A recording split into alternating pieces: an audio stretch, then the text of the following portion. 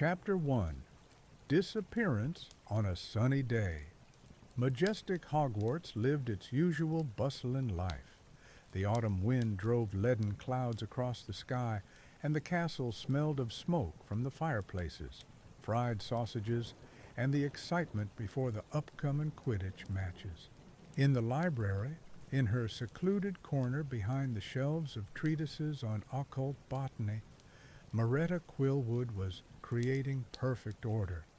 Her fingers, knowing every binding, effortlessly returned a volume of Advanced Transfiguration to its place, which some careless student had shoved between The Magic of Aromas and A History of Divination. The silence was broken by muffled sobs. Maretta set down the book and peered out from behind the shelf. At one of the large oak tables, buried under parchments and textbooks, sat a first-year Ravenclaw. The girl was pale, her shoulders shaking, and before her on the table lay an empty, delicate collar with a small silver bell. "Emily?" Maretta called out softly, approaching. She knew all the library's regulars. Emily Fenwick was one of the quietest and most diligent. "What's happened?" The girl flinched and tried to wipe away her tears. "I'm sorry, Miss Quillwood, I can't concentrate. It's Fay, my cat. She's gone missing. It's been 2 days already." "Many pets get lost in the castle," Maretta tried to reassure her. "Especially cats. They always find their way home. Remember, last year Professor Flitwick's cat disappeared for a week, and then came back fat and happy, as if he'd been staying with the Goblin King." They always find their way home. Remember, last year Professor Flitwick's cat disappeared for a week, and then came back fat and happy, as if he'd been staying with the Goblin King. But she didn't just get lost. Emily's voice trembled, growing louder, which made Madame Pince at the other end of the hall raise her stern gaze. She vanished, without a trace, as if she'd never existed. I searched our entire common room, all the corners she knew. Nothing. And this. She jabbed her finger at the collar. "I found it this morning on the floor in the corridor on the 7th floor. It was unbuckled. Fay would never have taken it off herself. She adored it because of the bell. She would have died of hunger before taking it off." Maretta picked up the collar. It was light and delicate. It smelled of catnip and something else, a barely perceptible sourish smell that she couldn't identify. Her analytical mind, accustomed to building logical chains from disparate facts, had already begun to work. A missing pet was sad but commonplace. A found unbuckled collar was already strange. But the absolute absence of traces, that was abnormal. Was she in any way special? Maretta clarified, sitting down beside her. Perhaps she had an unusual coloring or habits. Could she, for example, become invisible? She added the last part more as a joke, to lighten the mood. She was completely ordinary, striped, gray with black, very affectionate and quiet. Emily sobbed again. "No one has seen her. No one. I asked everyone in Ravenclaw. It's as if she walked through walls. Even Mrs. Norris, who usually knows about all feline movements, is behaving as if Fay never existed. I asked Argus Filch yesterday if he'd seen her, and he only grumbled that all those fluffy pests look the same." Through walls. Maretta felt a chill inside. Anything was possible at Hogwarts, but for a cat to learn to become invisible or phase through things, it sounded incredible. But the collar in her hands was real, and Emily's despair was real too, and most importantly, the complete absence of any traces. This was no longer just a lost cat. This was a mystery. "All right," said Maretta, and her voice acquired firm, businesslike notes. "We'll find your cat." "We." The word slipped out on its own again. She was already turning to go. She knew that right now Elric Riddleway was most likely poring over some complicated calculations in his favorite niche on the 7th floor, and Theoden Voxwell, somewhere weaving his webs. For the first time, she felt not just a desire to help, but a real need to act. Someone had to get to the bottom of this disappearance. Chapter 2. The Logician and the Collar. Elric Riddleway was indeed on the 7th floor, but not in his niche, in that very corridor where Emily had found the collar. He was kneeling, carefully studying the stone floor through a magnifying glass with a runic lens. His current project, studying residual magic echo, traces left by spells on objects, had been set aside. Half an hour ago, a tearful Maretta had approached him with the story of the missing cat and the strange collar. Elric's logic rebelled against disappearance. Matter cannot vanish without a trace. It can be transformed, moved, or hidden. His task was to find the anomaly indicating one of these processes. He had already managed to outline the discovery site with chalk and perform several simple diagnostic charms. "Finding anything?" Maretta asked quietly, approaching him and surveying the symbols drawn on the floor. "The absence of something can be just as informative as its presence," Elric replied without taking his eyes off the floor. "Here, within a radius of 3 meters, there are no cat hairs, no claw marks, no hint of the use of transportation or transfiguration magic. This is unusual, even for the most careful animal. I checked for traces of invisible ink. Nothing. Maybe she simply didn't walk in this spot. Someone else could have dropped the collar." "Probability, 4%. Elric cut her off, finally raising his gaze to her.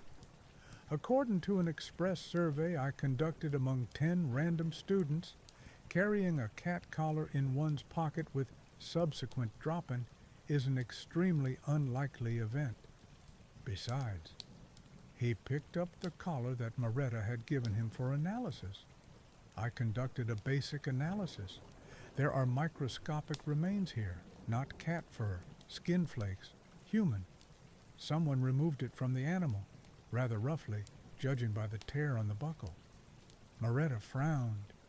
"So someone caught her and forcibly removed the collar. But then, where is she? And why didn't this someone return her to Emily? Or worse?" She didn't finish, but the thought of possible cruelty made her shudder. "Questions without answers," Elric stated, standing up and brushing off his knees. "We don't have enough data. We need someone who can obtain this data. Whispers of walls and corridor gossip aren't my element." They exchanged glances and, without agreeing beforehand, headed toward the familiar portrait of the dancing fairy on the 4th floor. On the way, they passed a pair of Gryffindors fiercely arguing about the last match, and Professor Flitwick, who was humming as he carried a stack of books floating in the air. Life at Hogwarts was in full swing, unaware that within its walls a small but very strange mystery was unfolding. Chapter 3. Voxwell's Web. The portrait of the dancing fairy came alive upon seeing them. The fairy winked and sang out, "Password?" "The quiet whisper of walls that never sleep," Maretta answered without hesitation. Theoden had shared this phrase with her after the last case, and now the fairy let Maretta through as freely as it did him. The room of rumors greeted them with its familiar semi-darkness and the smell of parchment, ink, and old wood. Theoden Voxwell, sprawled in an armchair, was studying the latest issue of the Quibbler with a mocking air. On the table before him, 3 enchanted quills hovered, rapidly recording something on separate scrolls. "Well, well," he said without looking up from the newspaper. "The logician and the librarian, visiting my humble refuge twice in 1 week. People might get the wrong ideas. I hope you've brought something more interesting than a missing kitten." "The kitten didn't just go missing," Maretta parried, placing the collar on the table before him. "It vanished, without a trace, and someone removed this collar from it, forcibly." Theoden slowly lowered the newspaper. His eyes, accustomed to evaluating information, gleamed with interest. He took the collar, turned it in his hands, then brought it to his nose. "Smells sour. Interesting." He set the collar aside, and one of the hovering quills immediately began describing its appearance. "All right, I'm in. What do we know?" Maretta and Elric took turns laying out all the known facts. When Elric mentioned the human skin flakes on the buckle, Theoden nodded approvingly. "Good." He leaned back in his chair, steepling his fingers.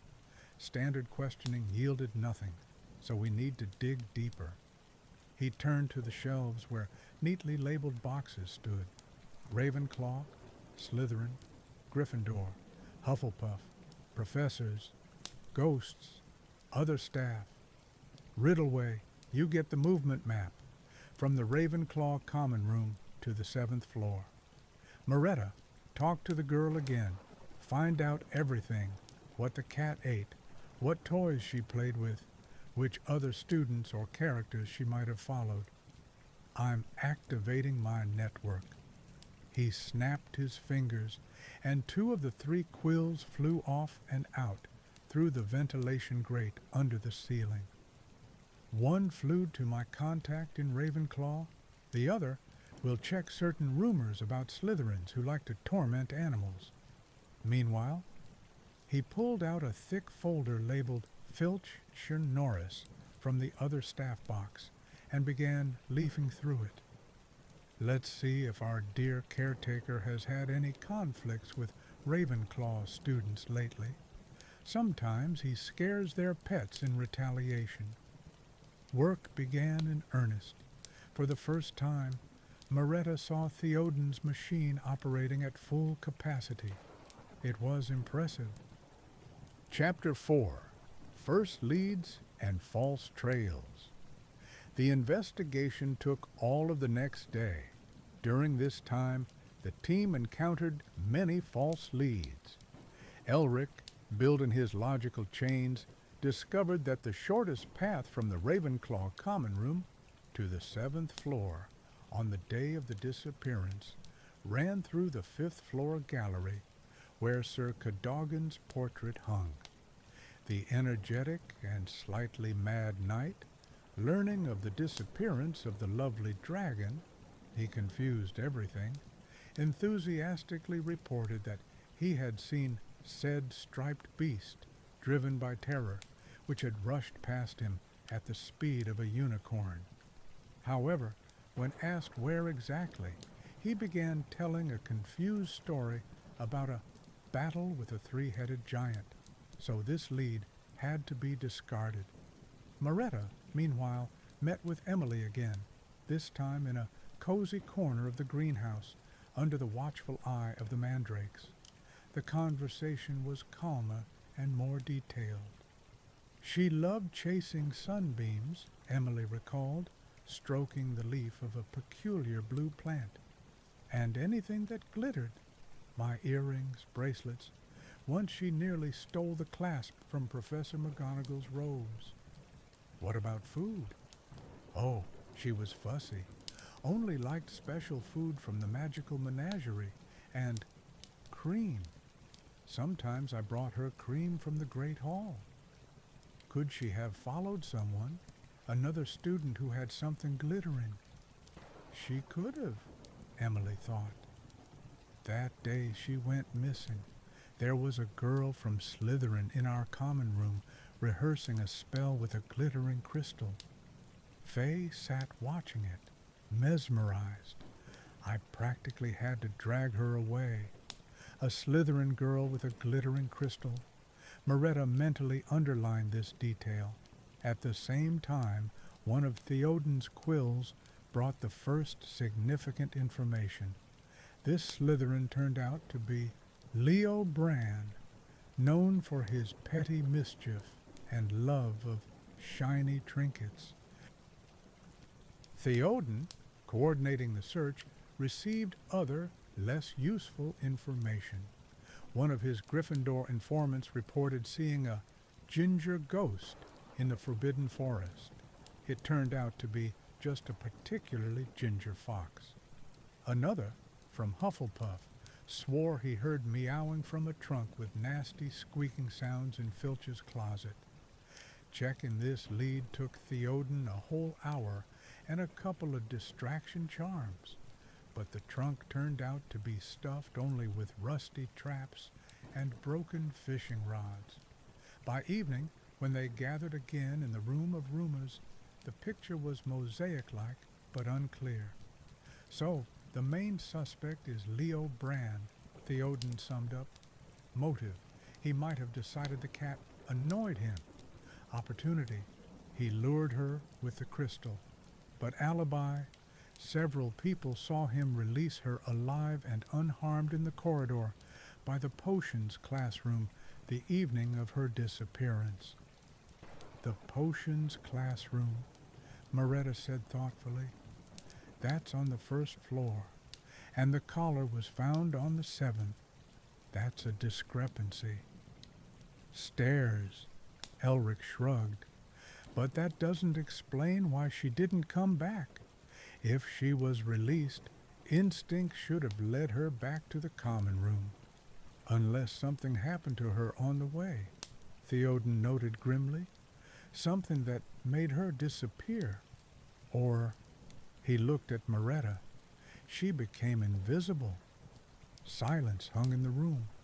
The theory was insane, but stranger things had happened at Hogwarts. This contradicts all known laws of magic, Elric declared. Sporadic, spontaneous invisibility in an unprepared magical creature? The probability approaches 0. But what if it wasn't spontaneous? Maretta countered. What if something was spilled on her? Something that made her invisible? We don't know what happened to her after Bran released her. The idea hung in the air. It was mad, but it explained everything. The disappearance and the absence of traces.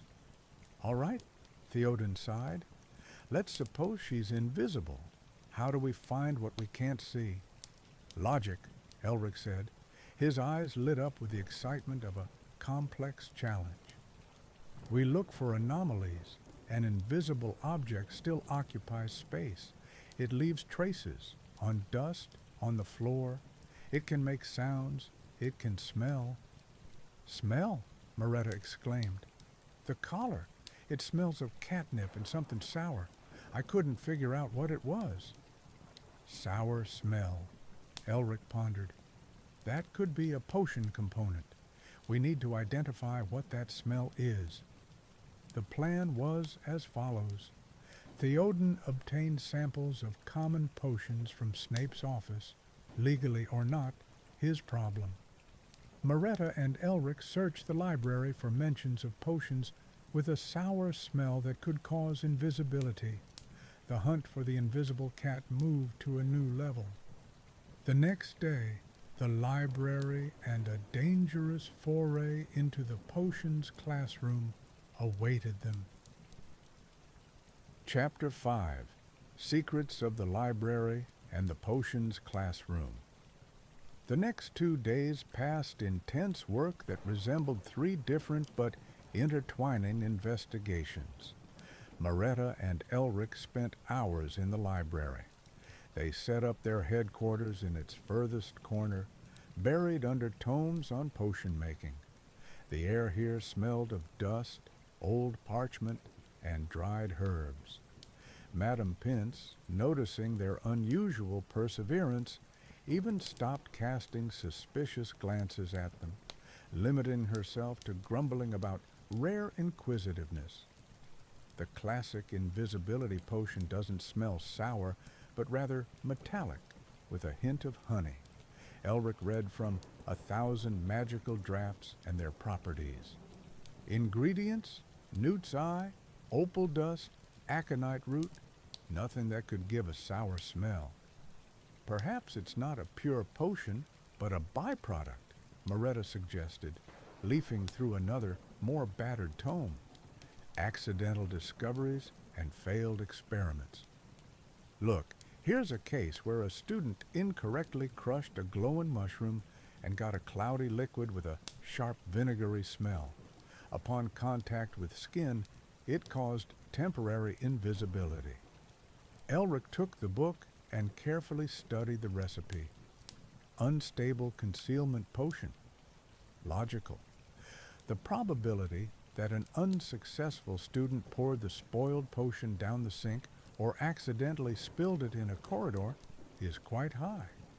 And if a cat happened to be there at that moment, they had found their hypothesis. Now they needed to confirm it. Theoden, meanwhile, was preparing for his riskiest mission since stealing exam papers from Professor Binns. He needed to break into the potions classroom after lessons and obtain samples. His source among the Slytherins reported that this evening Snape would be occupied with a lengthy meeting with Dumbledore. The plan was simple and daring. Under the pretense of having forgotten his textbook, Theoden entered the office. The air here was thick and acrid, smelling of sulfur, dried toads, and something bitter. Shelves of ingredients stretched to the ceiling, and on the table stood cauldrons with congealed but still bubbling potions. Acting quickly, Theoden used the careful sample charm to take microscopic samples from several cauldrons, placing them in tiny vials. His gaze fell on the sink in the corner where students usually washed flasks. On its edge, he noticed a barely visible pale blue residue. Spoiled potions often leave such traces. He recalled Elric's words. He took a sample of the residue as well. At that moment, the door creaked. Theoden froze, pressing himself against the shadowy wall behind a cupboard. Into the office came not Snape, but Professor Quirrell. Who's here?" he stammered, looking around. His gaze slid over the empty office. Theoden didn't breathe. Quirrell stood for a minute, muttered something under his breath, and left, leaving behind the smell of garlic and something musty. Waiting another 5 minutes, Theoden slipped out of the office, his heart pounding wildly. He had what he needed. Chapter 6. Suspicions and New Discoveries. The evening gathering in the Room of Rumors this time resembled a meeting of a scholarly council. On the table stood Theoden's vials, and before Maretta and Elric lay an open book with a description of the unstable concealment potion. "So," Elric began, waving his wand over the vials and pronouncing a complex diagnostic spell. "The sample from the sink, 98% match. The residue contains distorted components of glowing mushroom and gives a characteristic sour reaction. This is it." So the hypothesis is confirmed. Maretta exhaled with relief. This potion was spilled on Faye. She's invisible. But why hasn't she found her way home yet? Theoden asked the reasonable question. Even invisible, she should have returned to her food bowl. Disorientation, Elric suggested. Sudden loss of visual connection with the world could have caused severe stress. She's frightened and hiding. And one more question, Theoden added, frowning. In the office I encountered Quirrell. He was behaving strangely, as if he was looking for something or someone. Professor Quirrell? Maretta was surprised. But I know what they say about him, Theoden interrupted, but the fact remains. He wasn't there for no reason. This discovery added a new troubling facet to the case. Was Quirrell's appearance a simple coincidence, or was he also involved in this story? Perhaps he knew about the spilled potion and was trying to cover his tracks. The search plan had to be adjusted. Now they were looking not just for an invisible cat, but for an invisible and possibly frightened to death cat who might also be hunted by someone else. They developed new tactics. Using the description of Faye's habits, they compiled a list of places where she might be hiding. Warm, secluded corners close to food and water sources. This list included the kitchens, the boiler room, the greenhouse, and, oddly enough, the abandoned classrooms on the upper floors where it was quiet and no one went. It was precisely like this, methodically checking one such classroom on the 6th floor, that they stumbled upon a new lead. On the windowsill, in a layer of dust, small four-toed tracks were clearly visible.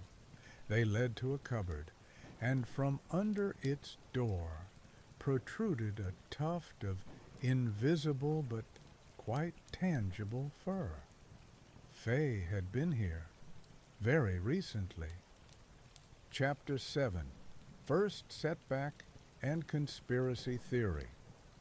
The excitement from the discovery was so great that they nearly spooked their invisible target.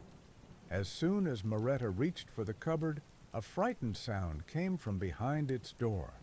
Not meowing, but rather a short, guttural cry, and the tracks in the dust began to shuffle, backing deeper into the room. "Back!" Elric whispered, pulling Maretta by her robes. "She's terrified. Any sudden movement, and we'll never find her again." They retreated to the door, giving the invisible animal time to calm down. Theoden, meanwhile, was already formulating a plan. "She's here, that's a fact," he said quietly, looking at the cupboard. "But we can't sit here for days hoping she'll come out. We need bait, not just food, something she can't resist." "The bell," Maretta said suddenly. She adored her bell. When it rang, she ran to the sound, thinking it was a game. "Perfect," Theoden nodded. "But we need to make it ring on its own. If we shake it, she'll sense a trap." Elric, taking out his notebook, began rapidly sketching something. "Elementary mechanism, spring, lever. We can set it up so it rings at regular intervals, but we need parts for that." "Parts are my concern," Theoden responded. "I have access to the supply closet. I think no one will notice a couple of gears and a small spring." While Theoden was busy with procurement, Elric and Maretta remained on watch by the room, hiding around the corridor bend. It was during this hour of downtime that they were struck by a new, troubling discovery. Professor Quirrell passed by, heading, apparently, to the astronomy tower. He walked quickly, his turban slightly askew, and the muttering coming from under it was choppy and angry. He didn't notice them, but his path lay right past that very room where Faye was hiding. He slowed his pace at the door, lingered for a moment, and it seemed to Maretta that his gaze stopped for a second precisely where she and Elric stood in shadow. Then he shook his head and walked on. "Was he following us?" Maretta whispered when Quirrell disappeared from view. "Unclear," Elric replied, but his voice held an uncharacteristic uncertainty. "His route is logical for the path to the tower. But the slowdown at the door, that's a statistical anomaly. Anomaly? Maretta snorted. Theoden saw him in the potions office. Now he's here. He's either incredibly lucky in his walks, or he knows something. When Theoden returned with pockets stuffed with small metal parts, they shared their observations with him. "Quirrell," Theoden said thoughtfully. "This is getting more interesting. Perhaps he's not hunting for the cat. Perhaps he's trying to find whoever spilled the potion. Or he spilled it himself and is trying to hide the consequences." This thought hung in the air, heavy and unpleasant. Their search for the invisible cat had unexpectedly acquired a new, dangerous shade. Chapter 8. Trap for the Invisible. Despite the anxiety,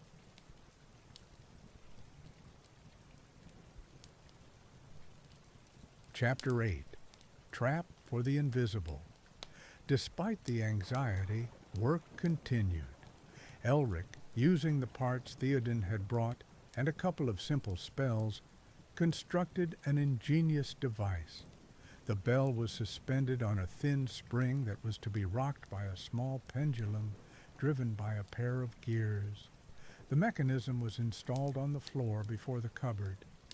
"It will ring every 2 minutes," Elric explained, "often enough to attract attention, but not so much that the sound merges into one continuous noise."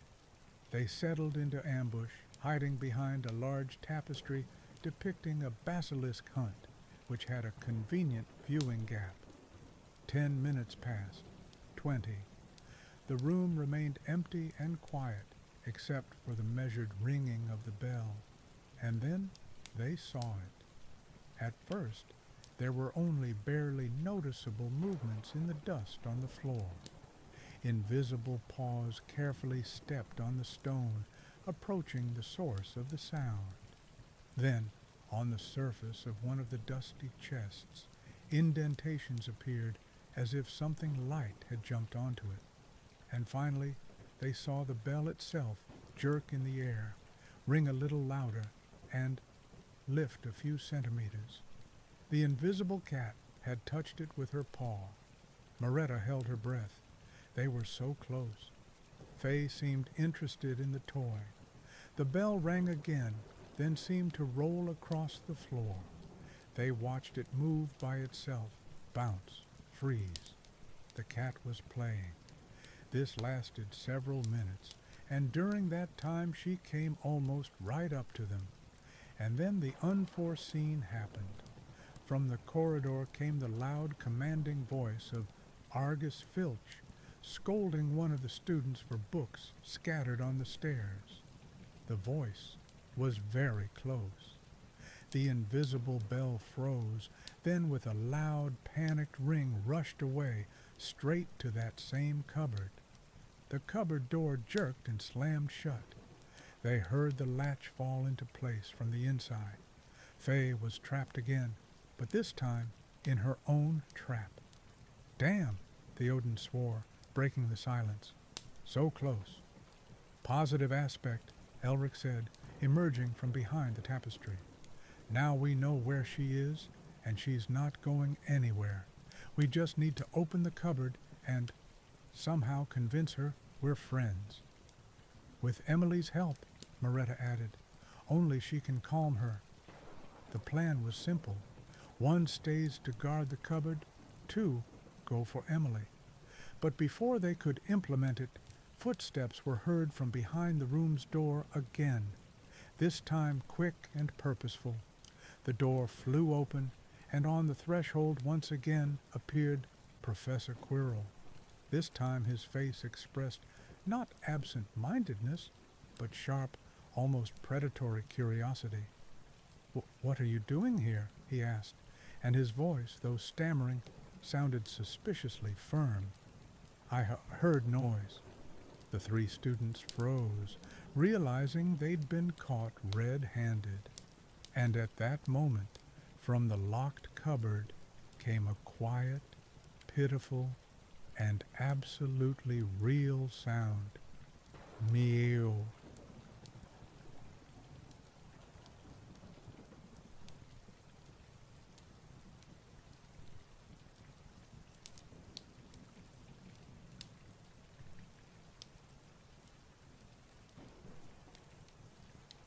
Chapter 9.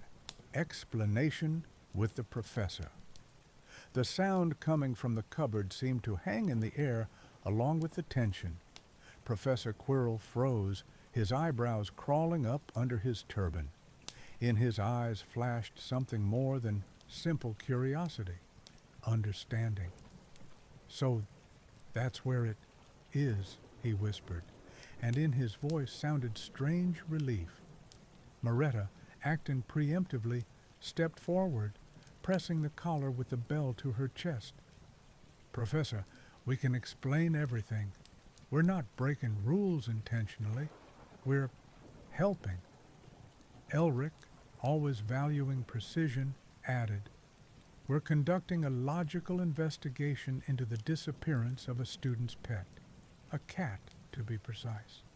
We have reason to believe she's in this cupboard and has been affected by a byproduct of the unstable concealment potion, which led to her temporary invisibility." Theoden silently observed, analyzing every micro-reaction of the professor. He saw the tension fall from his shoulders, and in his gaze, instead of anger, something resembling approval appeared. Quirrell slowly nodded, his gaze sliding over the ingenious mechanism on the floor. "I suspected that one of the students that day was careless," he said quietly. "The potion was spoiled, spilled. I found traces. I was trying to find the creature it might have gotten on to avoid panic." He looked at them. "You beat me to it, and you seem to have acted quite systematically." This was an unexpected admission. Suddenly, Professor Quirrell transformed from a potential threat into an unwitting ally. "We wanted to return the cat to her owner without attracting unnecessary attention," Maretta said honestly. "Her name is Fay. She belongs to Emily Fenwick of Ravenclaw." "For Fenwick?" Quirrell frowned. "Her father, an outstanding specialist in defensive magic. It would be extremely undesirable for his daughter to suffer due to someone's negligence." He looked at the cupboard again, from which came another quiet, frightened meow. Your plan?" "We were going to bring Emily," Maretta explained. "Only her voice can calm Fay." "Sensible," Quirrell nodded. "I'll provide you cover. I'll tell Filch, if he appears, that you're here by my order for practicing spells." He paused. "And perhaps we'll forget about certain samples extracted from my office." Theoden smiled almost imperceptibly. The professor was not so simple. With this unexpected blessing, Theoden set off for Emily, while Maretta and Elric remained to guard the cupboard under the supervision of Professor Quirrell, who, to their surprise, settled in the corner with a book, portraying a busy teacher.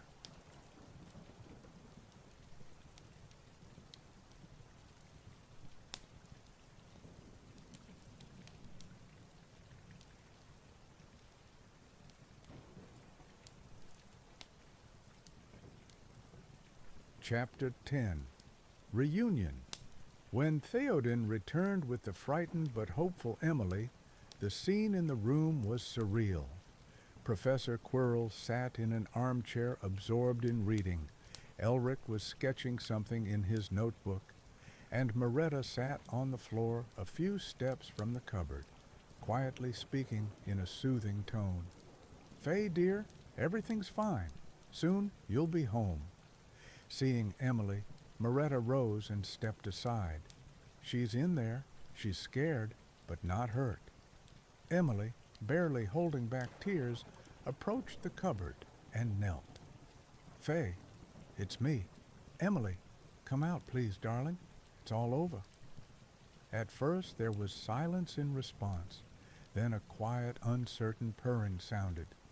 Emily tapped her fingernails on the wood of the door in a familiar gesture, the sound that always called the cat to her food bowl. And it worked. The latch on the inside slowly, with a creak, slid back. The cupboard door opened a few centimeters. Nothing was visible, but everyone heard a cautious rustling and again, purring, this time louder and more confident. "Come to me," Emily whispered, reaching her hand into the emptiness. And then a miracle happened. Her fingers touched something invisible, warm, and fluffy. She felt the familiar ball of fur press against her palm and heard loud, vibrating purring that seemed to come from the air itself. She carefully embraced the invisible pet, and her shoulders shook from restrained sobs, this time from happiness. "I found you," she repeated, burying her face in the invisible fur. "I was so afraid." The bell she had brought with her lay on the floor. Suddenly it jerked, jumped, and disappeared into the air. Fay had put on her collar again. Now it was visible how the bell floated in the air, cheerfully jingling at Emily's chest. Professor Quirrell, watching this scene, quietly shook his head, and on his lips flickered a rare, barely noticeable smile. "Congratulations, Miss Fenwick," he said, standing up. "Be more careful with your pet in the future. And," he swept his gaze over the trio, "to thank you for your vigilance. The potions classroom will be under stricter control." With these words, he turned and left, leaving them alone. Chapter 11. Epilogue. Reward and Recognition. The potion's effect began to dissipate the next day. At first, Fay appeared as a ghostly, semi-transparent silhouette, causing delight and amazement among all the inhabitants of Ravenclaw. Another day later, her stripes emerged, and soon she was again an ordinary gray and black striped cat, who proudly wore her shiny collar, which had now become a symbol of her incredible adventure. Emily Fenwick was over the moon with happiness, as a token of gratitude that, in her words, has no price. She arranged a small feast for her rescuers in the greenhouse, with Professor Sprout's permission. On the table were homemade pies sent by her mother and the famous pumpkin biscuits from the house elves. But the most valuable gifts were individual. For Maretta, she obtained through her father the rarest manuscript, Sympathetic Inks, the art of invisible communication, which she had only read about in catalogues. Elric received as a gift an improved astrolabe with self-focusing lenses, an instrument he could only dream of for his precise measurements. And Theoden received something more valuable than anything. Emily, using her family connections, provided him access to the closed archive of the Society of the Soaring Eagle, a Ravenclaw club for the select few, where the diaries and records of many distinguished graduates were kept. This was a treasure trove of information that Theoden hadn't dared to dream of.